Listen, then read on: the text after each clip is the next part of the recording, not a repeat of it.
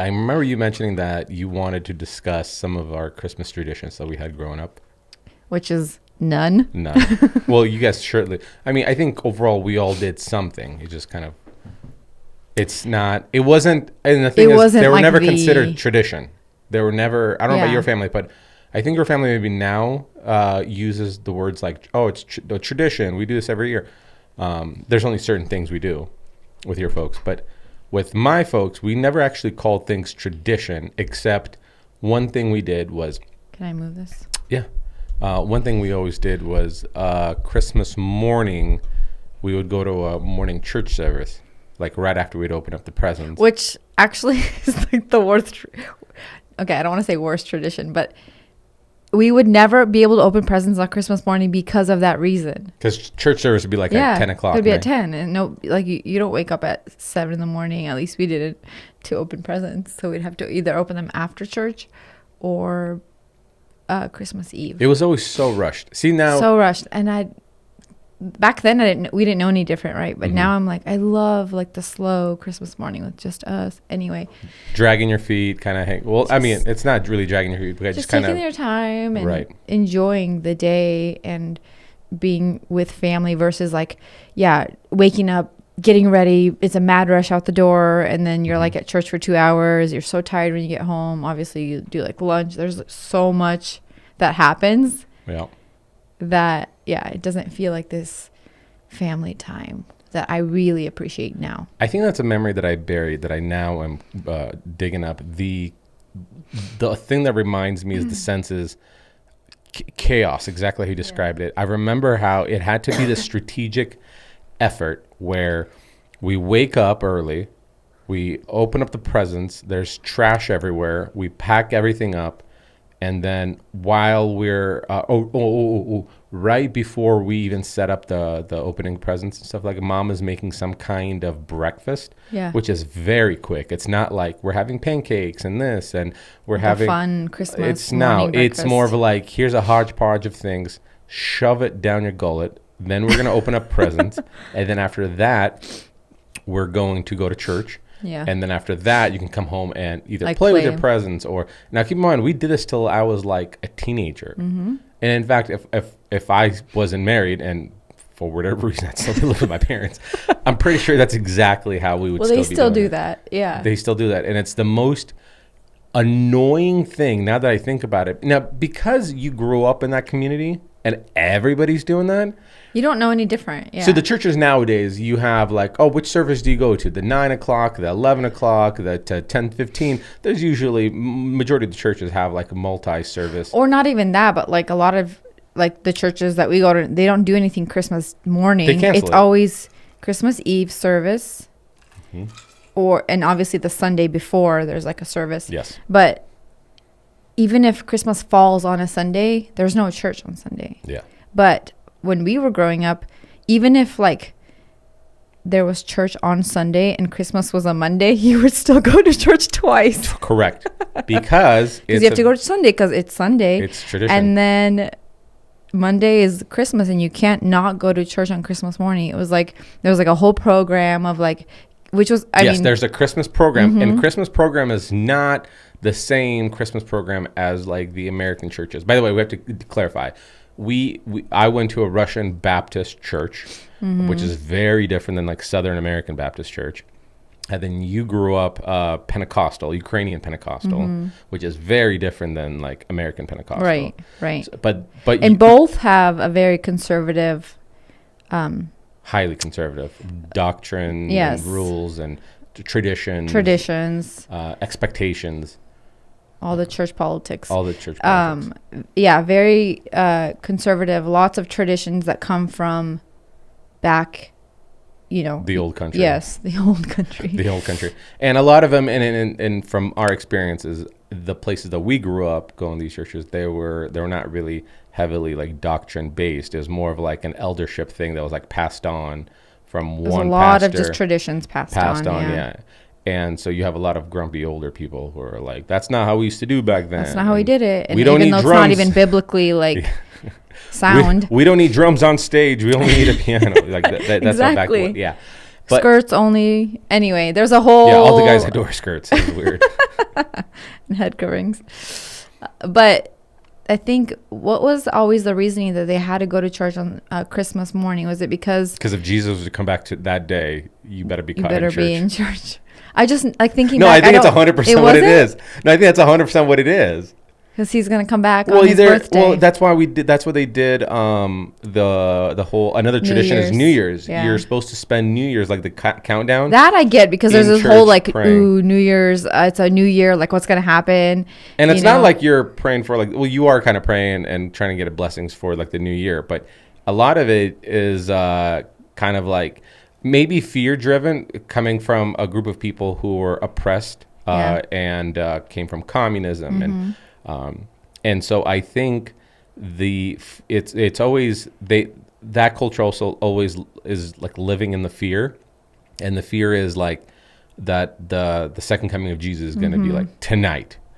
So I remember how 2020 was this like 2000 or sorry 2000 Y2K. was like this my like gosh, crazy prepper thing that happened, and you're talking about like the end times and rapturings and all this stuff, and then you better be praying your hardest like at when the clock starts midnight. But it's interesting that they did it for world Christmas might shake, too. you know, that's I think what everybody thought it was gonna. Yeah, so you have to be praying.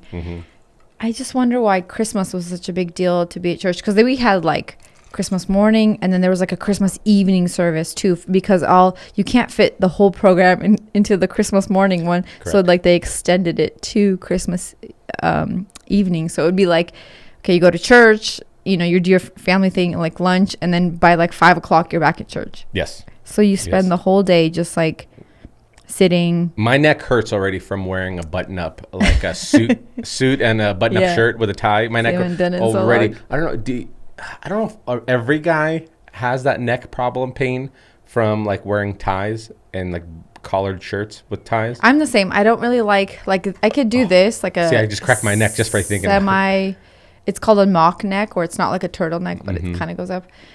Even turtlenecks feel constricting to me. Like I have something about my neck I don't like. You don't like getting strangled? It's like I need to I feel like I can't breathe if I have like a turtleneck or like some kind of higher collar. So I can relate to that. Yeah, but to me it's not like a claustrophobia. It's more of like this constricting, because a turtleneck, it's elastic on you. A collared button-up shirt with a tie, because there's no wiggle room. Yeah, relax. The only time it's a little bit comfortable is if you unbutton just the very top button and then you loosen the tie a little bit, so you kind of look like the. Remember Michael Bublé's album back when he was Chubby Michael? He would Chubby Michael. I don't remember that. Chubby Michael was a fuller, fluffier face. This is before he became like this like sex icon. But he that's what he kind of did. He wore the black button-up suit, white shirt, the whole Frank Sinatra kind of look. But because he was Fluffy Michael, he had too big of a neck. Come out? Well, he just unbuttoned the top thing and have like a messy loose tie. Look. Oh, I see. I see. That's Fluffy Michael. And then Michael lost a lot of weight, and then Michael became, you know, this sex icon. And where has he been back nowadays? I feel like you don't really hear. It's true. You don't hear much about him. The last time I saw him, he was on the James Corden show. They were doing carpool karaoke. Corden? Did I say Corbin? Like Corbin doesn't sound right. I did say Corbin, didn't I? Corden, James Corden. And the Late Late Show, I think that's what it's called. And they were doing carpool karaoke, but that was couple of years ago. A while ago, yeah. I think he's producing different artists. I think that's what he's doing. So he's not like doing his own. I think that's like a way to retire. Yeah. Like Pharrell did that, right? So Pharrell used to be an artist, and maybe he still considers, but now he just is a producer. He produces other people's music. Was on The Voice. You got Jay-Z. He's producing other people's music. That makes sense. It's I bet like you Drake is going to be the next one that's producing other people's music. That's probably like an easier, It's a retirement way. Yeah. It's like you're making money off of other people who's on the come up. You don't have to like tour. You don't have. Yeah, that's things. By the way, I know we're going to talk about Christmas stuff, but touring is something that I've been recently like just because I was consuming like stand-up comedians, but now we're talking about musicians as well. And you and I have taken enough flights that we know how uncomfortable just a 2-leg flight is, that when these celebrities are flying. Well, don't they do like a tour bus? Listen, some do, but still on a tour bus, unless you really hate your family dynamic, then you'd rather just party on the road all the time. That's a different story. But like stand-up comics, what they're doing always is like they'll do like 3 weeks straight. So we saw Whitney Cummings. So Whitney stand-up comedian, flew into Boise for 2 days, did 2 days worth of shows.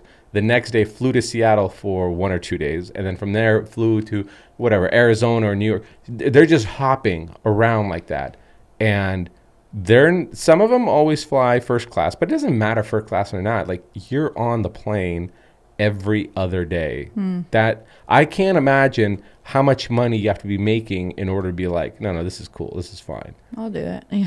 I don't like flying enough to do. And I don't know if anybody does like flying. Like, if they do, they're probably like Amish and they haven't been on an airplane ever. You just do it. It's like, I guess it has to be worth it. Yeah, and maybe I've never been in first class. Maybe that's another thing. That's true. It's a whole different story. Have you ever been in first class? No, I haven't. I've never been in. We should do the next trip first class. Didn't you say the last trip?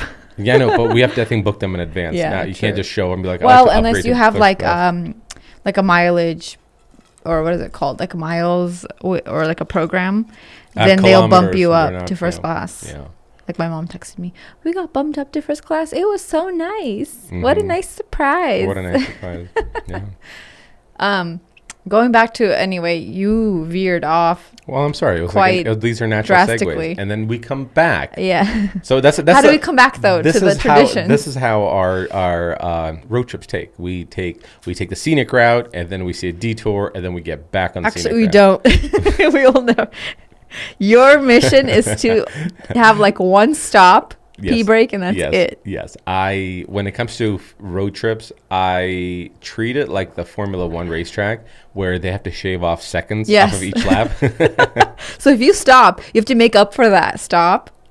Correct. Later down the with road. With extra 12 miles an hour on the speed limit. That's exactly how I like to do it. You do. I'm like, I could totally take like 8 stops and be completely fine. Really? Yeah. Well, you know why? Because you're not driving and you're the one that's sitting there reading a book.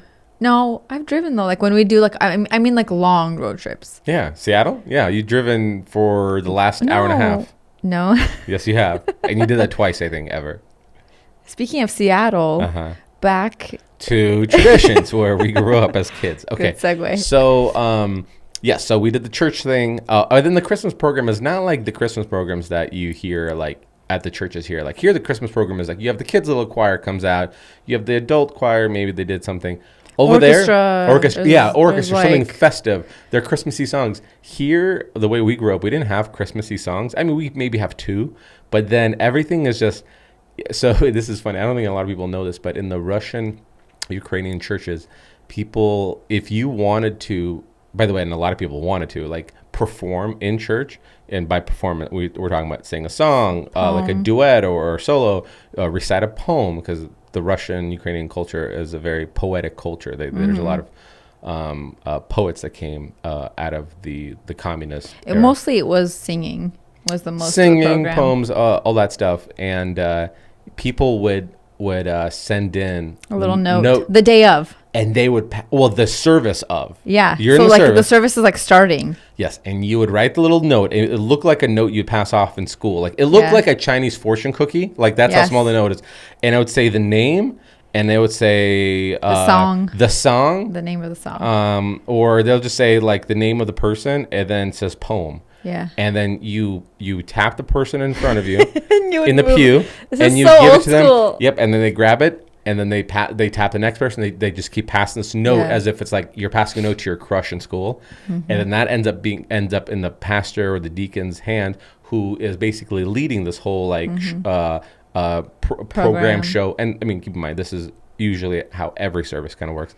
And he usually sits in the very, very front row because he has to kind of get up. And he makes a schedule. He's almost emceeing the thing as well. He's going to have him as... He has to go up on stage and say, next we have blah, blah, blah performing or singing this song. And then that's crazy. I forgot about that too. I will say in the church I grew up, it was a little bit different because they did perform all Christmas songs, but I will say the morning service was like 90% kid service. Yes, the morning hours. Yeah, the youth. So it would be like they would have like, and it would be like by families. So they would like announce a family. Did you guys have this?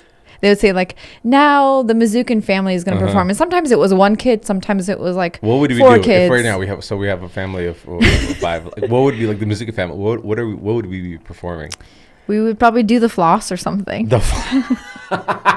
This is thanks to baby Jesus for being born. This is our floss. Yeah. Coordinated floss. No. Oh, like a jingle bell thing. Like so one like jingle bell and then a jingle bell rock. Jingle bell.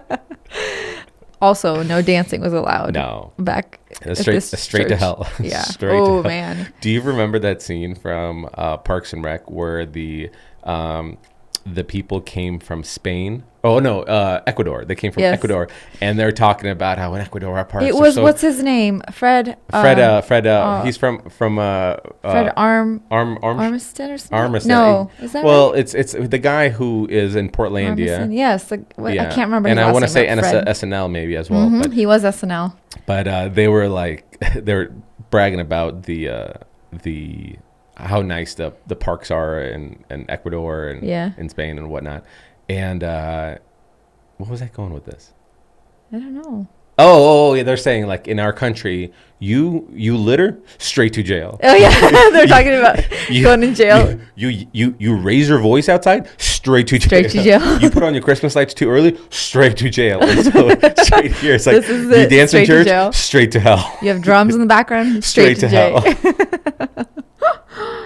That's how we grew up, folks. That's how we grew up. And you didn't question it. You didn't question it. But it was by family. So like they would announce a family and whatever. You could have like 2 songs and a poem, or you could have just 1 song. So like each family could just do whatever they wanted to do on stage. It's basically a big like. It's a free for all. I don't know if I'm going to be mean or rude to say this, but it was a big show off thing. It was. But they disguised everything off as like, this is our gift to the Lord. Yeah. This is our worship to the Lord. And I'm like, wait a second. Your worship to the Lord would be different. Like, just spend some time in prayer, like give sacrificially, all this other stuff.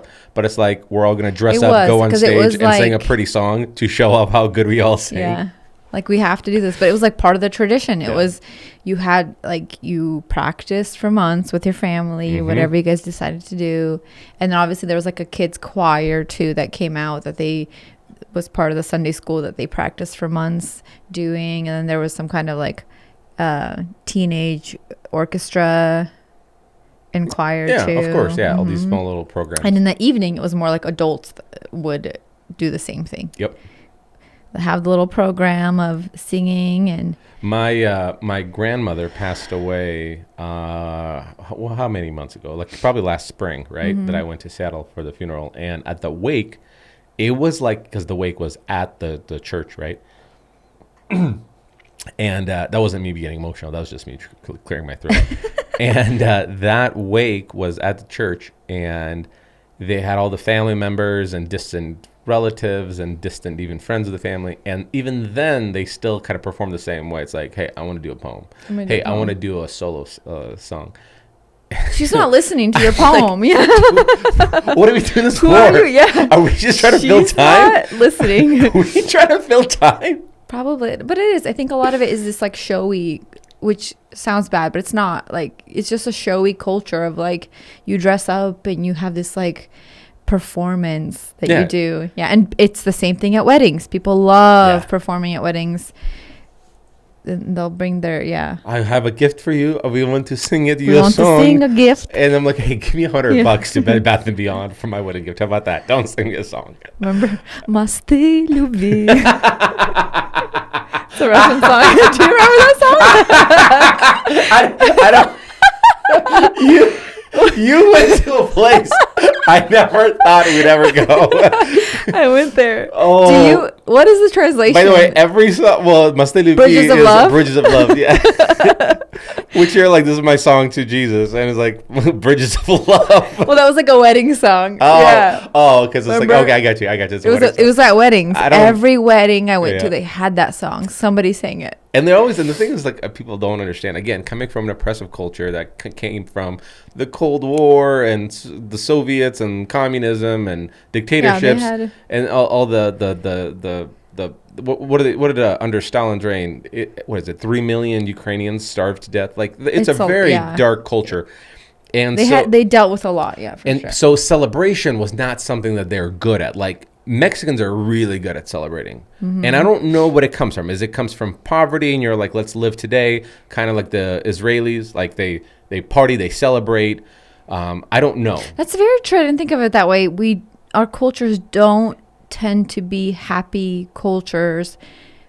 Even like, I remember one time I visited Ukraine and they told us, you guys, we know you're Americans because of your smiles. You guys are always smiling. You guys have American smiles. And we're like, this is kind of sad. It's very sad. You have American smiles. But it's very true. I think it's like you're very quiet. You're supposed to be reserved. You don't like laugh too much. You don't celebrate too hard. Or else why? Straight to hell. Straight to hell.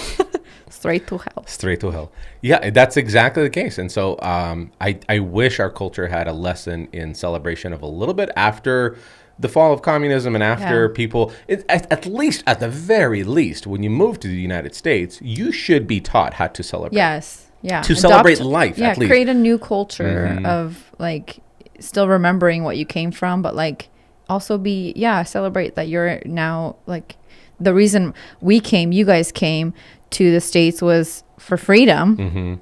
So celebrate that. Yes. I don't know. But I guess easier said than done. Do you know we didn't why grow up that way. Well, do you know why they're not celebrating? Is because, and I think this happens with every culture, whether it's, I think every culture likes to stick together wherever they move to, because especially the older people, they're the older generation. They're not good at evolving, especially when you're an adult, right? So if you're set in your ways, you're kind of set in your ways, and a lot of it is mindset as well. If you're one that cherishes a tradition, it doesn't matter where you're placed on earth, you're always going to try to find those groups that you're going to relate to and uphold and keep those traditions. And you might veer off and get lenient maybe by like 1% to 2%. The younger generation is a little bit different. They're more adaptive, right? So that's why they adapt the language a little bit easier. They adapt the style a little bit different. They adapt the culture a little bit easier. I think the problem that ends up happening is when our parents moved here, they found those communities, right, that they based off their age groups and something that's more like home. And these are these Russian, Ukrainian churches, and they stay there. Right. And so when you show up, everybody acts the exact same way. You know, they're mourning something. They're sad. They're not happy. They're not celebrating anything. They're just constantly at a state of funeral. Right. Versus you have those people move to the States and they just kind of go, hey, just try to blend into the culture that's here. And you might have some Hispanic neighbors, and you might have, prime example, you and I what is our last house that we lived in? We had those Hispanic neighbors to the side of us, and like they invited me over. I think I came with Jack or whoever it was, but they invited me over for like one of their kids' birthday party. Like majority of them didn't speak English that well, and they just like fed me Mexican food, and they had this music. Yeah. Well, they're making friends, but they're also like, hey, we're having a party. Come over to our party. Yeah. And so they're giving me like Mexican food, Mexican beers. They're having music blaring. Like it was cool. Like they're just truly celebrating, and nobody felt weird, and I liked it. It was a lot of fun. So I think I think community is great overall, but sometimes when you're exclusive, yes, it becomes a negative thing. You stay in what that thousands of years of evolution of that culture has been part of, in which the Russian Ukrainian culture has spent a fair amount of time in darkness. So there's not a lot to celebrate there, and there's not a lot to evolve from there. Right. Yeah, I could see that, especially when you come to the States when you're much older. Yeah, once you're past why would I need to adapt, or if I have my kids who can translate for me, and I'm in this like community of people where we all speak the same language, you don't have to like assimilate, I guess. And some people, I'm sure they want to, they're more, I don't know if the word is progressive, because I don't think the word is progressive, but they want to progress and evolving into like this new culture that they're part of in the States. But they don't, even though they want to, is because they are still in that community. So they're almost being judged by other people. And so you have this internal gauge that you're like, okay, no, they're considering me as a reckless one right now. I shouldn't do that. And yeah, it's hard. I agree with like trying to preserve where you came from and your culture, and like be appreciating, where everything that you were or where you came from, so you don't forget it. I love that. Or like even keeping the language.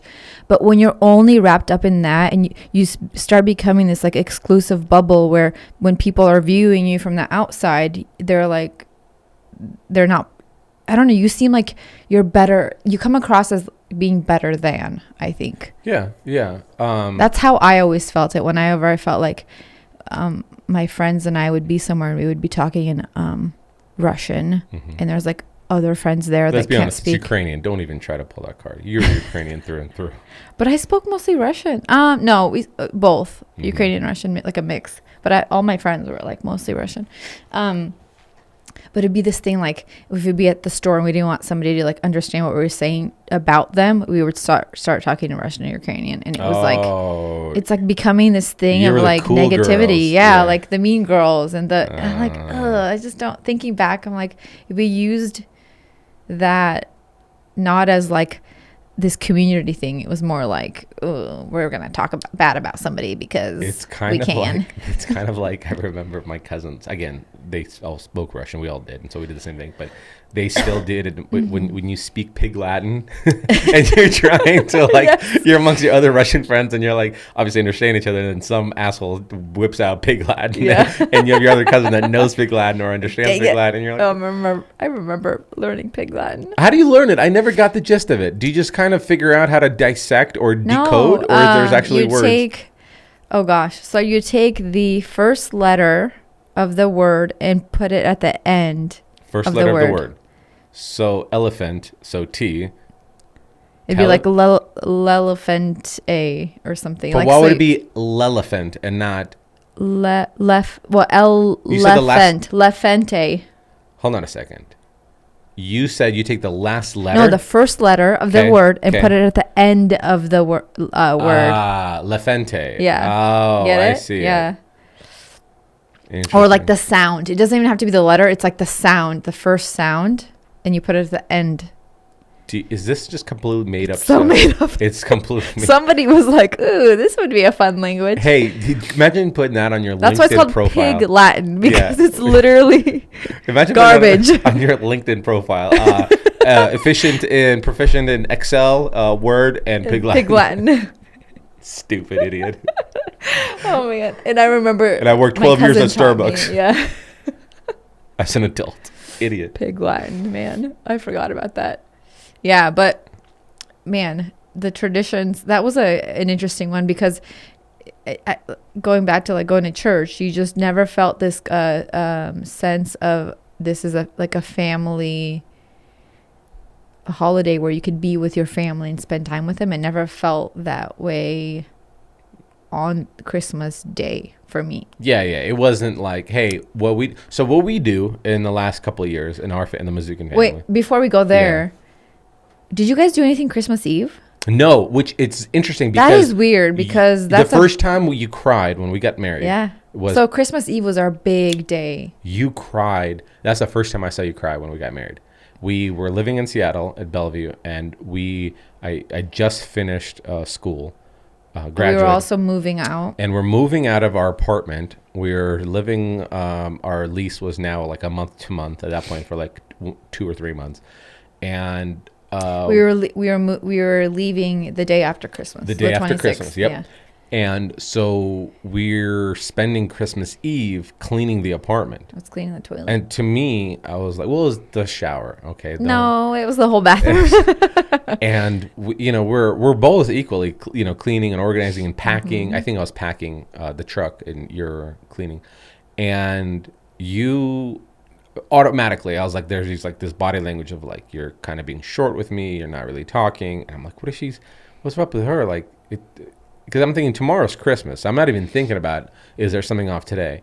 And then finally, like, you broke and you said what it is. You're like, today's Christmas Eve and I'm cleaning.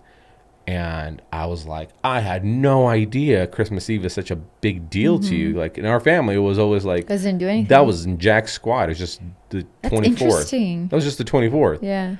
And we didn't, keep in mind, we also didn't watch Christmas movies. Yeah. We didn't have a open up one gift today, the rest tomorrow. We didn't do that kind of stuff. So to me, I'm like, yeah, you're doing everything you can today so you can get ready for tomorrow Christmas. Yeah. That was my perspective. It's let's get as much work done today, so tomorrow is Christmas. We don't have to do anything, and we can't do anything because it's Christmas, and we have 12 church services.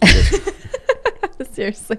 So, but for me, so you cried, and I was like, I never want to see her cry again, and I ran to the store, whatever was open. It was like 6 o'clock. 30 minutes before they closed, and I got an eggnog basically before they're locking up the place.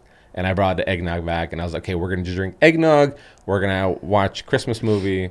Yeah. Which is funny because I don't even like eggnog. It was a really sweet gesture. Yeah. Because we didn't know each other that well yet. And I'm sure that's what caused your stomach pain, too. Probably. But it was a really sweet gesture because you're like, I don't know what to do. And I gifted you a child that night. I did. Jack was conceived that night. One of those days. See? Christmas Eve or Christmas Day. I did get you something for Christmas Eve. You are so nice. Pregnancy within the first year of marriage.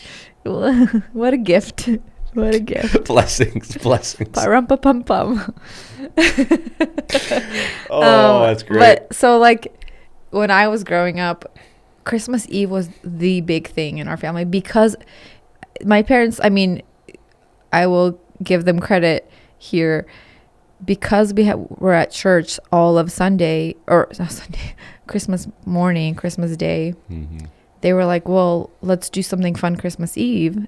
And so my whole family got together, like our side, and then my mom has one brother, and we'd always get together with their family, and we'd do this big, and my grandparents, we do this big Christmas dinner at like 5 or something, and then we all open presents together on Christmas Eve.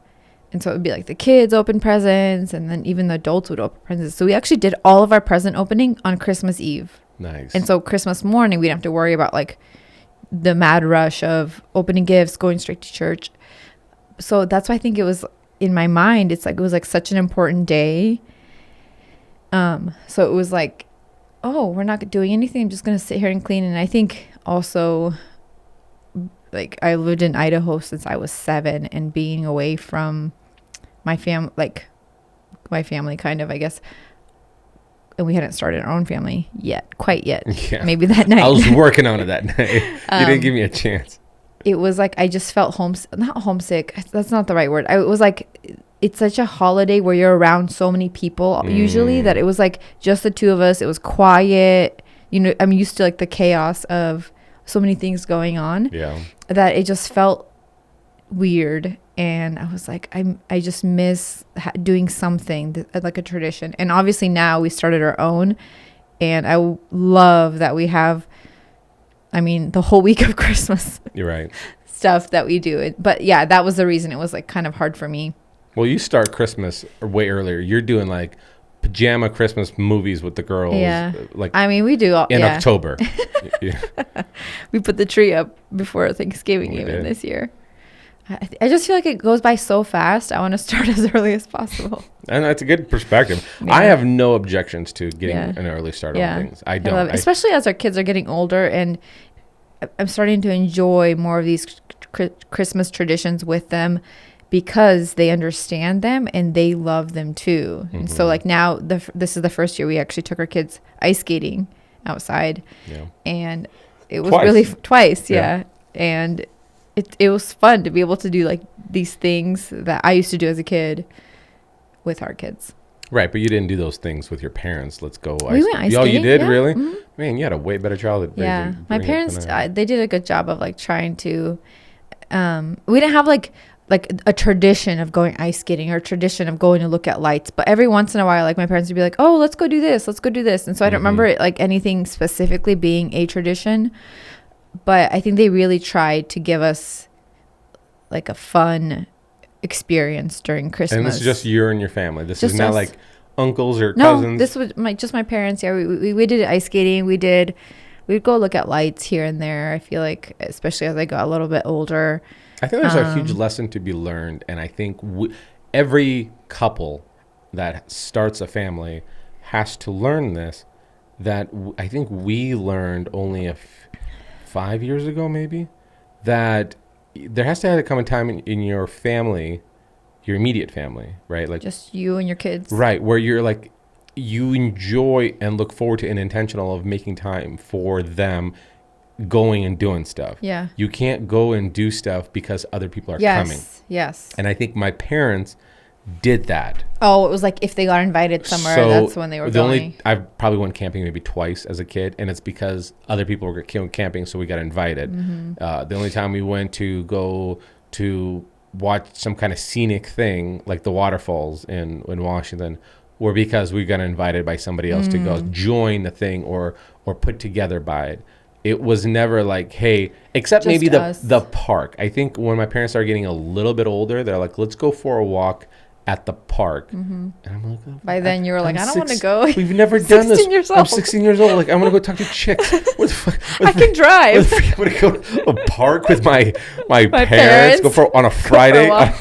I'm not doing that. On a Friday after That ship has sailed. You should have cultivated that like young enough that when we're you're like 6. hey, on Fridays we go get ice cream, go for a Yeah, walk in the park. yeah. That's fine. Don't invite me to a park now that you have nothing to Go for a do. walk. Oh, I love Creep. it. Creeps. Just your parents and you. Yeah. I'm like, I want to go talk to chicks, Dad. Gosh, Dad, don't ruin my life. Yeah, but I agree. I think the more we do that, the more I realize our kids like appreciate just our family time. Yeah. Like before, even like a year ago, they'd be like, "Who's coming?" If I told them we're going somewhere, or "Are we going with somebody?" And I'd be like, "No," and then they'd be like, "Oh man, why? Can we invite somebody to come with us?" I'm like, "Why is it so hard for you to enjoy?" But because now we do it a lot more often, they'll sometimes ask like, "Oh, is it just us going?" I'm like, "Yep." They're like, "Okay." Yeah. I'm like, You know, the big eye opener for me. "You love us." Yeah. Yes. The first eye opening for that for me was, like I said, about 5 or 6 years ago, we had some friends that joined us. Maybe it was 5. I don't think it was when we went to your parents' cabin. Yeah. And we had some friends come, and those friends, instead of staying till Sunday, I think they had to take off Saturday. And That was like 2 years ago. maybe 3. Maybe 3, Maybe because it was 3. before Harper. And it has to have been 3. And it was definitely before Harper. It was. Yeah, she's only a year and a half. But I remember that they took off, and we were going to take off, and we weren't even pregnant with Harper. No. And I remember going, hey, why don't we just stay one more day just as a family? And I think that is when... It was like a turning point. For me internally to intentionally Yeah. make time for just the family thing and not make it weird where like we'll go to the cabin, but it's just us. Or go on a trip and it's just us. I think it's probably one of the most important things I've learned as a parent. I agree, because then it's like obviously super intentional, but then everybody learns to like have a good time together, and you start. I appreciate it a lot, but I also grew up doing a lot of that with my family, so I think it was always something in my mind to do. But I do like that, and I think it was kind of hard at first because they'd be like, "Oh, I want somebody to come," and now it's like, "Nope, it's us. We're going." Because if you don't cultivate that, all of a sudden you're going to turn 16. Your parents ask if you want to go for a walk in the park. You're going to be look at them like on a Friday night. Yeah. Weirdos. So what has been like in our family one of your favorite traditions for Christmas? Yeah, that we've been doing. Or one that you want to start. Well, let me see. Maybe as I start talking, I'll come up with some that I would like to start. But I do enjoy the pace that we make Christmas morning. It doesn't feel rushed. I enjoy that we go up to the cabin because there's snow there always in the wintertime. So you're almost guaranteed for a white Christmas. We usually go there like after we open presents. In the afternoon after they open the presents, and we just kind of chilled out and cleaned up and not rushed. I enjoy going to like watch, intentionally going to find Christmas lights to go look. Whether it's like a park that was decorated or some kind of, I think one year we drove around to find out where all the Christmas lights, because they have like a map now where you can follow, and there's some that have like the music to the lights, which I think is really fun. I exceptionally like the exceptionally or especially probably the word I should use. Was exceptionally one of your word of the day? No, it was not. What's your word of the day? I didn't have one today. Darn. We'll get one. I really like that we do like a lot of the Home Alone marathons every year. Mm-hmm. So we get to go through all those, which is kind of like reliving your childhood a little bit. Though I didn't really watch it with my parents. It was like that's the movie that was around. That was the movie. When we were It was kids. the Christmas movie. I like that. I don't know. I think I would like to do some kind of a breakfast thing for like Christmas morning. I think you did the cinnamon rolls the last couple of years, but I don't really eat that kind of stuff. So maybe like a nicer breakfast, maybe. I don't know. I am going to make homemade cinnamon rolls this year. It's on my agenda. Yeah, why the homemade cinnamon rolls? Because they're better. The Pillsbury cinnamon rolls, they're like, first of all, they're tiny, and then they just aren't like the fluffy. We can go to Cinnabon right here, and then should I get some on Christmas Eve and then just reheat them? I don't know. For me, I want to create this like. I remember my mom making homemade cinnamon rolls in the morning. From like, I want my kids to remember that. So you're completely comfortable knowing that you're adding this every year. Well, you make them the day before. Yeah, but you're gonna do that every year. Yeah. You're okay with that? Yeah. So see, it's interesting between. I already struggled or suffered through Christmas cookies. And they will remember it forever. Oh, I don't remember your Christmas cookies anymore. No, I mean, when's the last time you did your Christmas cookies? Oh, like what, did we just decorate it? I made them. I made them from scratch. Okay, here's the thing. Jack didn't like them because they're sugar cookies, right? It's not about eating them. It's about decorating. Everybody knows. Why don't we just get Play-Doh and then just put sprinkles on it? Who even likes sugar cookies? Nobody. Then why are we wasting time? Because they're the only ones you can decorate. Because it's fun. Okay, so you and I have. You know what we haven't done yet this year? What? The gingerbread house decorating, which is actually kind of fun. It is. That's another one that I was like, this thing sucks because you don't eat it. And I think I'd be far more for these things if they were good and you got to. There's no point of it. Here's what I'll say. You eat. Do you remember? You eat while you decorate. Do you remember your delicious cookies that you make? You used to chocolate chip cookies that you made. And I don't remember the secret ingredient was like applesauce or something like that. Pudding. You had pudding in there. If you incorporated those, right? Maybe larger, like in a dessert plate, kind of like a large cookie, right? Like chip cookie. While you're making. And then decorate that. You can't. That's the thing, though. You can't decorate a chocolate chip cookie. But then you would actually eat it. Jack asked me that same question. He's like, Mom, that's a logical why did you make sugar cookies? I don't like them. I'm not going to eat them. Yeah. And he's like, can you make chocolate chip ones? I'm like, yeah, but you can't decorate. You can't put like frosting on a chocolate chip cookie because they're not smooth. So we're making stuff that we're not eating. Yeah, you do it for fun and then you throw it Why away. not just draw a cookie that you want to decorate? It's not the same. Here's what they could do. They had a lot of fun. Yeah, sure, because you gave them sprinkles and frosting. That's the point. Give them a piece of paper, some wax paper, some frosting, and some sprinkles, and I guarantee they're gonna have as much fun cutting your energy level in half. True. Like just get him glitter. You're all about getting yourself more chores and responsibilities, and I'm all about taking things off of my list. Well, it's because I want to do all these traditions so badly. Oh, you want this. And in order to make a tradition, it has to be homemade. So the cookies are not for them, they're for you. I think it's like from watching so many of those feel-good Christmas movies where they make all the... Yeah, but how about, have you ever seen them eat them? No, because they're never eaten. Such a waste. You know what I actually saw somebody do? They're like a gingerbread hack for when you get the kit. Okay. Instead of using frosting, literally just use hot glue. Yeah. Glue it together because you're not going to eat it anyway. Yeah. So just glue it. 100%. Which I'm like, genius. 100%. You know the ones that don't hold, and I don't know if we did this. They never hold. We tried. I think you tried having like a nicer frosting or something like that. And this still doesn't work. Yeah. Well, the nicer frosting meaning like you would actually eat it. Yeah. But that stuff doesn't hold it. No. I think the point of it is while you're creating this gingerbread house, your kids are eating the sprinkles and licking the frosting as they're doing it, so they don't have to eat the dang thing after anyway. They've already eaten their weight in sugar. Here's what I propose. We get them the gingerbread house is fine because it has no energy on your behalf except it's already made. You have to help them make it. That's the annoying part for me. I'm all for I think if we just glue all the pieces together beforehand. And then they decorate it. Okay, cool. I'm good with that as long as your cookies that you make are something that we're eating while we're doing that. Deal. It's such an annoying thing to go out fine. of your way. We'll adjust our tradition. We made gingerbread houses every year with our parents while eating chocolate chip cookies. That was the tradition. There we go. That's what they're going to tell all their friends growing up. Mm-hmm. Double the dessert. Double the dessert. Yeah. So those are the ones I like. What about you? Are you yawning right now? I was catching my breath. Mm-hmm. What about you? I'm trying to think. I really like. I think Christmas morning is my favorite because we didn't do that like we just mentioned.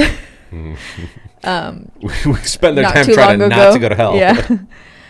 We didn't do the Christmas morning thing. And so when we first got married, obviously we didn't have kids, and then our kids were really little, but we still tried, I remember, to do like Christmas mornings, but it just wasn't the same. Do you remember the disclaimer I had to give our kids Christmas morning when they finally started understanding words? Yeah. It's like, hey, no throwing fits, no crying over your stuff. Like, yeah. Well, because the first year I remember where they were kind of both old enough to kind of get it, but still were young where they couldn't control their emotions. I remember that it was like the first house that we bought. One of them got a bike, and I think it was Jack got like his very first bike. Remember his little one, his little white one. And then Beckham got something else, but they both like lost it right after opening presents because they were so overwhelmed with like overstimulated, overwhelmed. They didn't know what to do with their emotions, and we're like, is this what this is? Because I don't like it. But then as they got older, I started really enjoying, like this last Christmas, probably last year, was my favorite morning because we woke up, the kids obviously woke up before us but waited. They just sat by the tree looking at all our presents, put them in piles. Right. This is for me. This is for mom. This is for Jeff. Anyway, and then, we got downstairs. We sat on the couch, and the boys opened their presents, or we all kind of took turns opening presents. And it was so fun because they're old enough to understand, okay, it's dad's turn now. It's mom's turn now. And they're just as excited to see our presents as they are to open theirs. Yeah. And I loved it. There's something that happens that with new first-time parents, that it's with Christmas, it's with Easter egg hunts, it's with camping for the first time. You want it to expectation levels are really high. Yeah. You're dealing with a bunch of zoo animals. And you have these expectations of how things are gonna go, and then nothing happens like you thought it would. Yeah. And now you're day drinking. Yeah. Now you're having your 7th mimosa, and things are just. Oh, to see you after a 7 Oh mimosas. My gosh, I would not. By noon. Oh gosh, can only imagine. But I think that's what I loved about last year. That I didn't feel like I came with any kind of expectations. It was just let's do this, and everything felt so easy and fun. And we got to record the kids opening. Stop yawning. That's like your 8th yawn in a span of a minute. I'm sorry if Kyle and I had a very busy day today. We even started work an hour early. Which is what, 9:30? Believe this? 10? We work extra hard. Even when we start at 9:30. Extra early, huh? I don't feel we're appreciated here. You guys are the best. I think I did like this year also, even though the first ice skating trip was fun. The second one, one of our kids wasn't feeling well, and so, or 2 of them actually, 2 out of the 3 were not feeling well. And you somehow still pressured these kids into going. I know. I was like, Jack, just try it. I'm like, why? Why can't we? If they're not feeling good, we're gonna be miserable. Because I knew this is probably one of the only times we'll go this year. Which is great, because we don't have to get a season pass to go ice skating. I know, that's why I wanted him to try it, just because I'm like, we're not going to come back here. Yeah, and let's we're already here. Let me ask you this: was it worth it? Yeah, it was still worth it. I think he had a good time. Miserable as he felt. Yeah. He only did a couple laps, but I think he enjoyed that he got to experience it a little bit. I am on a new journey of not arguing with you about things that you want to do with the kids, as long as I'm not being forced to be part of this. You don't have to like. So the ice skating was one of them. Work. Ice skating was one of them. I was like, hey, I don't want to be here. They don't want to be here. You want to be here. I'll come here. Don't make me ice skate. Yeah. I don't mind ice skating. You stay with the baby. But if I'm already tired, I'll stay with the baby. Yeah. And I liked it. Me and Harper were walking in circles. Then we found some beer. She didn't have any, but I definitely did. And then we just kept walking. She had some snacks. It was nice. Yeah. It was nice. Those memories are nice. Not when you're like, hey, like I remember I was irritated because I was hanging Christmas lights, which I really hate putting Christmas lights on because it's another chore for me to do. And I couldn't get somebody to come do them this year. Oh, I called like 5 different places. Nobody was available. So I'm hanging Christmas lights. And of course, I'm making it in that like aesthetically peeling way where you have to hang each light symmetrically on the gutter in the clip. And like straight. Upright, yeah. So they're not before the cheap way or the lazy way is you string them and then like every like 2 feet you put them on a clip and clip into the gutter. And then they just are going all different directions. Right. And I wanted to be symmetrical. So I'm hanging them up. I'm blowing fuses. I'm trying to troubleshoot and trying to figure out where to connect them and all this stuff, like through cables. And then you're like, hey, we're going ice skating. And I'm like, I've been driving through 7 stores trying to find Christmas lights because everybody's out, the ones that you want. And I finally track them. And then now you want me to go ice skating too. Like, I'm not doing this. And so you're like. That was the first time. That was the first time. And it was nice. You got to take them to go ice skating. I got to put Christmas lights up. And then have a little bit of peace and quiet for 12 minutes before we came because home. That's how long it took me, like the entire day. They look really good. Thank you. I'm glad we went the warm ones. Kyle never said anything about the Frosty, the snowman inflatable outside. Dang. I'm actually pretty proud of that thing. It's cool. It's 8 feet tall, Kyle. Not impressed. I love the snowflakes, the projector too. You like that? See, I'm actually, here's what I think, and I don't know if I'm speaking too far ahead of myself, but I'm kind of thinking I might take like Christmas decoration to a whole new level next year. Easy puppet. I mean, not to next level, but like turn it into like a hobby where there's these really nice ones we can put like those. For example, I think our neighbors down the street have these like 7-foot tall reindeer. Oh, I love those. But they're solid. They're not inflatable. They're like and they're like wicker. They're like white wicker with lights on them. And one's grazing, one's standing, and then they have some like that. I like those actually. It's the entire like Santa and the sleigh and the reindeers on the roof, like things like that. Ooh, are you gonna do a sign that says Santa stop Let's here? go, Brandon. Yeah, let's go, Brandon. Yes, I think I'm gonna do a big target on the roof so Santa knows where to stop. I don't know if I'm speaking to ahead. I don't know how busy I'm gonna be next year. I think I might try to. That's fun. The kids kind of maybe be that guy. You know, it's funny. It's apparently our neighborhood has a contest of who like best decorated house. Interesting. So well, this you could be that guy that wins. Not this year. Next year. I'm too late for it. I think next year. I think the one tradition I'm actually really. We've kind of started it, but not Christmas yet. Mm-hmm. But like, I love when we do movies in our like living room area with the fireplace on. Mm-hmm. It's so cozy. Yeah. It's like one of my favorite things now. And so I feel like even during Christmas, like watching a Christmas movie because it's like the real fireplace. So we're putting like the logs in, which by we, I mean you. Yes. But we. And I think the idea of natural fireplaces are great.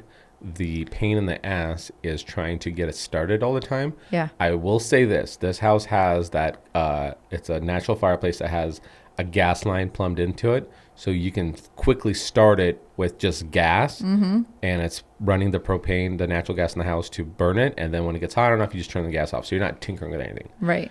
That's great. The only sucky part still is that you have to sweep that place out. It still gets dirty. I haven't sweeped it out yet. Mm-hmm. And I don't know if you're looking for more responsibilities or more than welcome to take that part on. I wasn't looking. I do this. Yeah.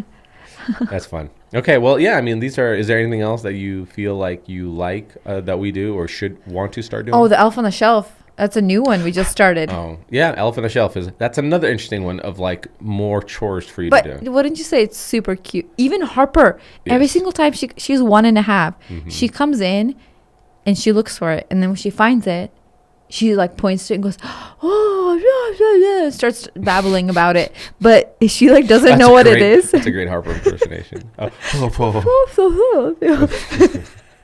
Speak clearly. I don't know what you're saying. The only time she ever speaks super clearly is every once in a while. You ask her a question, she'll go, yes. Yes.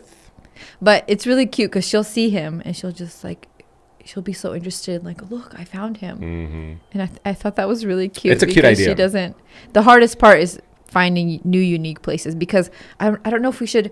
I guess in my mind, I envisioned just him always bouncing around the living room, kitchen, dining area. But now I'm like, maybe we should venture into like different rooms of the house. We have 15 more days before I know, Christmas. that's still a lot. I think you've exhausted every part of that side of the house. But then my other thing is going to be like, if he moves into a different room, they're going to be like, well, can he see us from that room? Well, say yes. They're trying to be logical, our kids, which I'm kind of sad we started this tradition so late because I'm sure by next year, Jack for sure will know it's not real. I don't know. He feels like he grew out of Christmas about a year or two ago. Yeah. Because his asshole cousins told him that Santa's not real. And so he's like, okay, then he's not. Beckham still believed in, but I told him not to ruin it for Jack. I told Jack not to ruin it for Beckham. Yeah, because Beckham still. And so Jack was like, okay, cool, no problem. But then now Jack's like, he kind of believes in the elf. Yeah, he's like, he calls him Twinkle, and he'll be like, sorry, Twinkle, or like. And then when Twinkle first, showed up in the house, apparently there's this website you print off like letters and stuff like that. You do like a welcome letter. He comes like home like, hey, Dad, look, there's this letter addressed to, and I'm like, oh, it looks legit. It's from the North Pole. Look, there's a stamp. I had to Google what is the address to the North Pole. And I'm like, someone's like, dude, that's weird. Like, it's legit. I mean, it's a legit letter. I even put a stamp. I know you did. And I was like, okay, I guess. And so I think from that point on, he was like, wait a sec, this is like a real letter. Mm-hmm. Yeah. That's fun. Yeah. I will say I'm not like being super creative. Like people get into it. Yeah.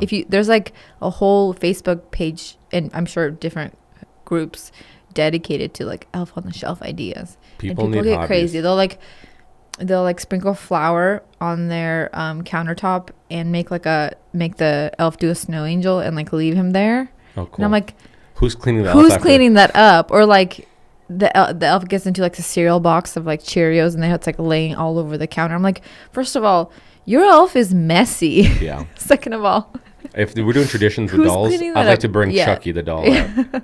I'm like, can we just move him around and like keep this easy because I'm not making this mess at midnight because I forgot and then having to clean it up. If I was a single dad, and I was like, okay, I have to do this like Christmas elf tradition because my wife started it and now I have to continue it. Here's what I would do. I would start him off on, let's say, Monday on the countertop. On Tuesday, I might move him like 3 feet. Yeah, like a little bit further down on the countertop.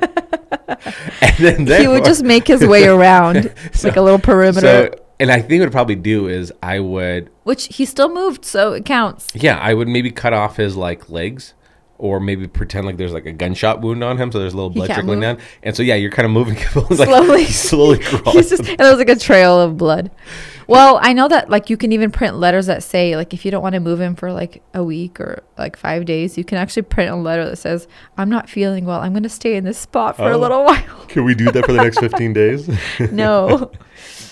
Because this is the first year, we have all the places to put him. Okay, let's start with the garage. That's next. Where's Twinkle? And they will remember because there's one day I forgot because we got home late from somewhere and I went to bed and it was a school day and I totally forgot to move him. And Beckham, of course, was sitting in like the front room. And I was like, I came out and I was like, oh no, he's still there in the same spot. But Beckham never said anything. So I was like, oh, he must have not noticed.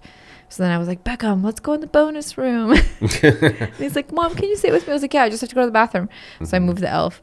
And then later that day, he's like, Mom, when I got into the living room, the elf was in the same spot that he was the day before. And then he moved. And I was like, whoa, crazy. Maybe he just was tired and sleeping, and then that's a kid that we need to be cautious about because he could be lured into a van if that's how simple. If it's just a doll that's moving around, easily convinced. Hey, your parents said kid after my own heart. Yeah, your parents got you bikes. It's in that van if you want to go get it. Like, okay, let's go get these bikes. You know my mom, dad. Cool. Yeah, Tom and Jessica. Yeah. Close. It's Irina and Alex. But it's okay. Yeah. You'll get it next time. Common mistake. Common mistake. Totally. This boy. That kid. Oh You gotta watch out for that one. All That right. is the kid that needs the gizmo watch. Yeah, he needs to be chipped. That's what he needs. Yeah, he does. All right, this has been fun. Reminiscing. I'm excited for Christmas. I'm excited for no tears this year. Hopefully Santa is going to give me something nice. I think it's coming down the chimney tonight. What? Is that a sexual reference? No, that's from a song. Well, okay. That's fine. All right, folks. Thanks for listening. Merry Christmas and Happy New Year. Happy New Year. Okay, bye. Bye.